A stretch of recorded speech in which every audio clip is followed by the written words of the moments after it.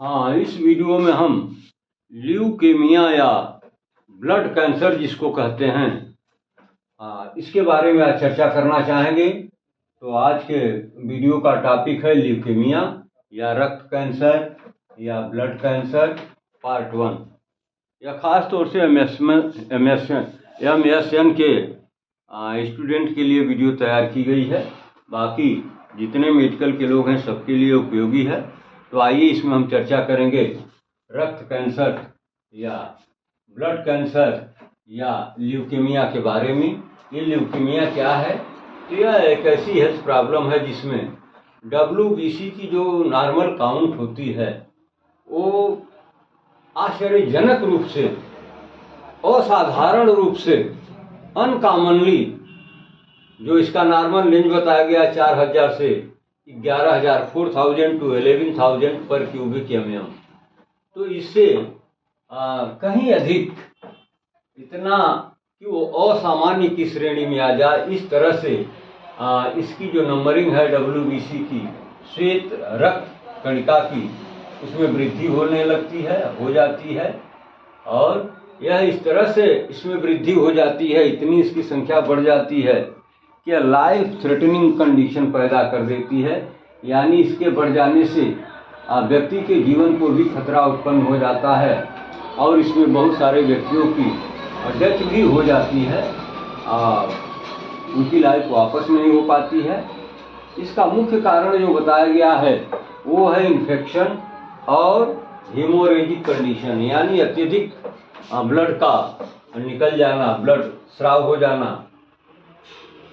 तो यही इसका मुख्य कारण माना जाता है। वैसे तो यह किसी भी एज ग्रुप की प्रॉब्लम है, यह क्या बच्चे, क्या बूढ़े, क्या नौजवान, क्या मेल, क्या फीमेल, या किसी में भी ये प्रॉब्लम हो सकती है।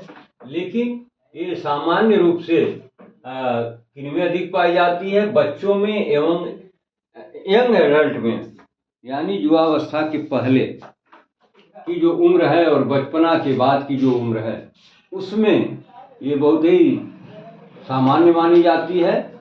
बाकी होने को तो यह किसी एज ग्रुप के व्यक्ति को हो सकती है प्रॉब्लम। तो इसमें भी वैरायटी है।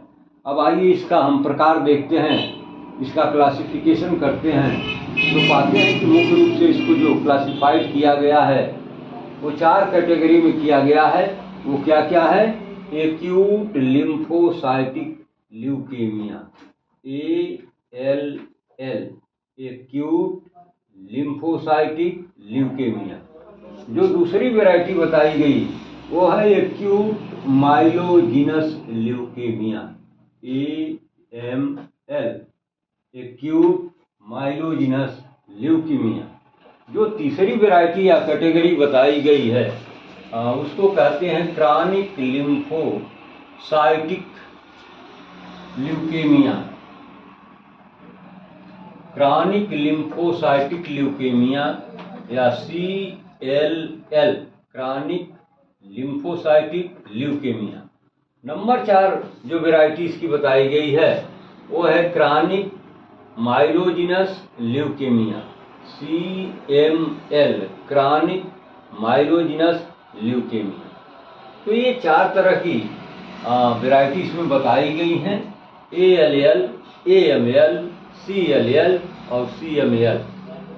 अब हम एक एक को थोड़ा एक्सप्लेन करना चाहेंगे कि ये एक्यूट लिम्फोसाइटिक ल्यूकेमिया क्या है, फिर ये एक्यूट माइलोजिनस ल्यूकेमिया क्या है, एक क्रॉनिक लिम्फोसाइटिक ल्यूकेमिया क्या है और एक क्रॉनिक माइलोजिनस ल्यूकेमिया क्या है। तो ये हैं तो सभी ल्यूकेमिया ही, लेकिन इनमें जो ये 4 वैरायटी गई है इनमें थोड़ा बहुत वेरिएशन पाया जाता है और उसी वेरिएशन के आधार पर हम इनको ऐसे क्लासिफाइड करते हैं, इनके 4 ग्रुप बन जाते हैं। तो आइए सबसे पहले हम देखते हैं कि एक्यूट लिम्फोसाइटिक ल्यूकेमिया, इसमें होता क्या है कि इस प्रकार की ल्यूकेमिया में एबनॉर्मल श्वेत रक्त कणिकाओं यानी WBC का ओवर प्रोडक्शन होने लगता है। यानी वो बहुत बम्पर गति से उनका प्रोडक्शन बढ़ जाता है।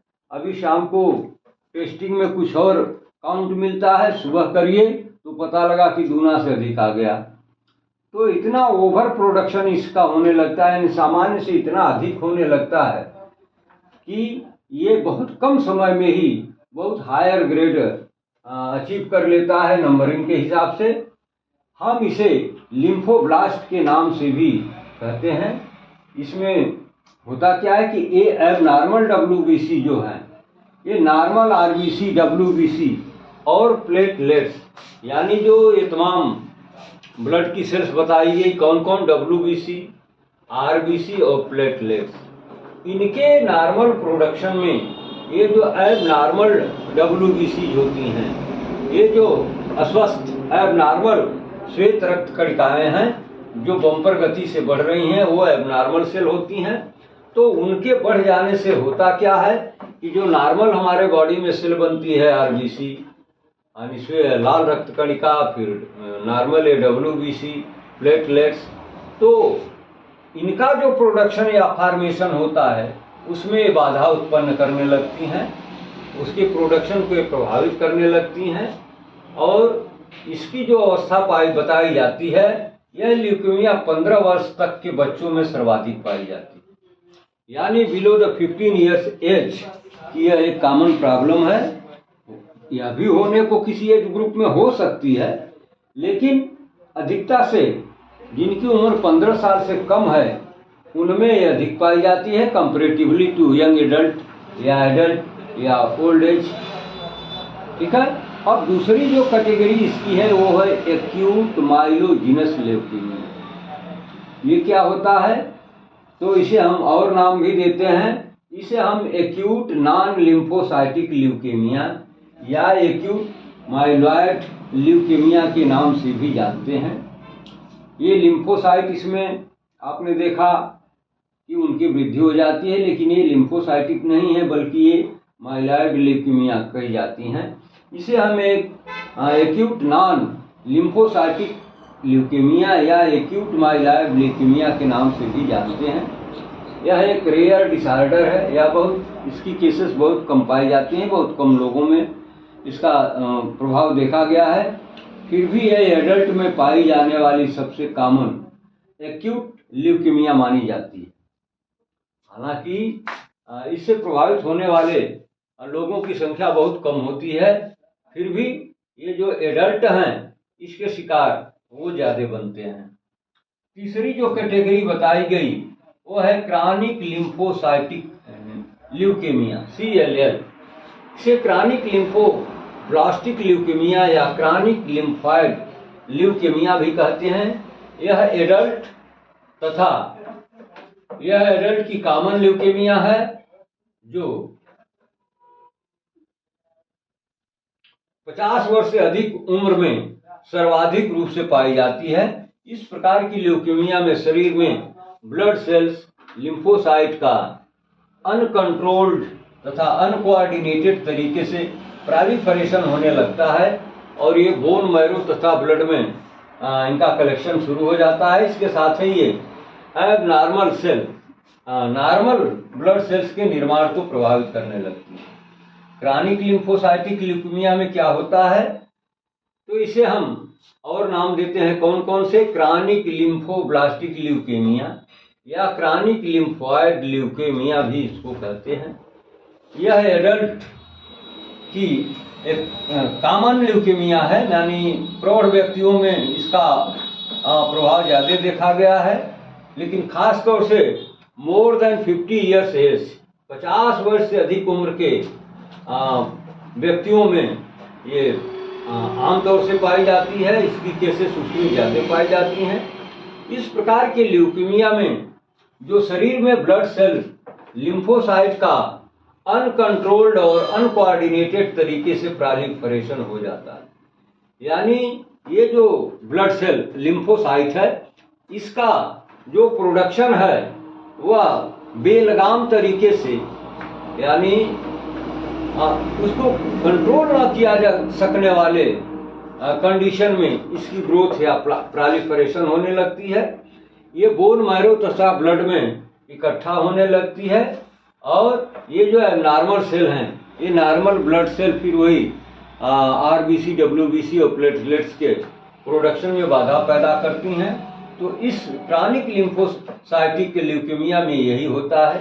क्या होता है कि ये 50 वर्ष से अधिक उम्र के व्यक्तियों में अधिकता से पाई जाती है और इसमें जो ब्लड सेल्स, ये लिम्फोसाइट का जो बढ़ाव है, बढ़ने का जो लेवल है, वो अनकंट्रोल्ड होता है। लाख उपाय आप कर लीजिए, ट्रीटमेंट देने के बावजूद, मैनेजमेंट देने के बावजूद भी इसकी जो संख्या है वह बेलगाम तरीके से बढ़ना शुरू करती है, यानी अनकंट्रोल्ड कंडीशन में ये प्रोलिफरेट करने लगती है, बढ़ जाती है, इसकी ग्रोथ हो जाती है।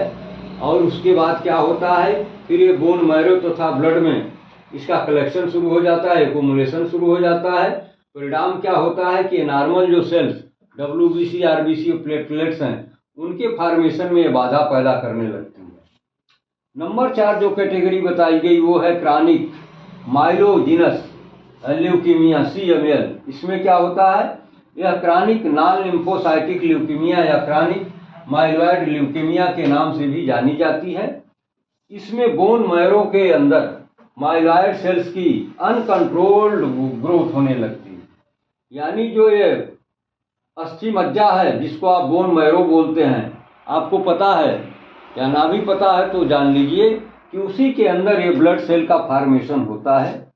तो होता क्या है इसमें कि बोन मैरो के अंदर माइलॉइड सेल्स की अनकंट्रोल्ड ग्रोथ होने लगती है। ऐसी ग्रोथ जो कंट्रोल ना हो सके, हम उपाय बहुत करते हैं, ट्रीटमेंट देते हैं, मैनेजमेंट देते हैं, फिर भी वो कंट्रोल होने का नाम नहीं लेती है। एक बार बढ़ना शुरू हुई तो फिर उसकी जो बढ़ने की रफ्तार है वो बिना रुके हुए बढ़ना ही शुरू कर देती है, बढ़ती ही रहती है। और ये जो सेल हैं, ये ब्लड में इनका कलेक्शन शुरू हो जाता है। ये अभी 50 वर्ष से ऊपर के व्यक्तियों में अधिकता से पाई जाती है, सामान्य रूप से पाई जाती है। यानी होने को तो किसी एज ग्रुप में हो सकती है, लेकिन 50 से बेसी ज्यादा के उम्र वालों में इसका इफेक्ट अधिकता से पाया जाता है, कॉमनली पाया जाता है। तो ये रहा ल्यूकीमिया या रक्त कैंसर। अब आज के वीडियो में यही मटेरियल है, इसमें हमने आपको इंट्रोडक्शन बता दिया कि रक्त कैंसर या ल्यूकीमिया होता क्या है। इसकी 4 वैरायटी बताई गई, चारों को अलग अलग क्लासिफाई करके बता दिया गया। बाकी काम यही नहीं खत्म होता है, अभी बहुत कुछ बाकी है।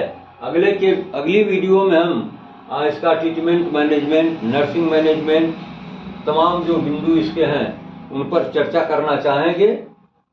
ठीक है, तो बाकी अगली वीडियो का आप इंतजार करिए, इसके बाद आएगी।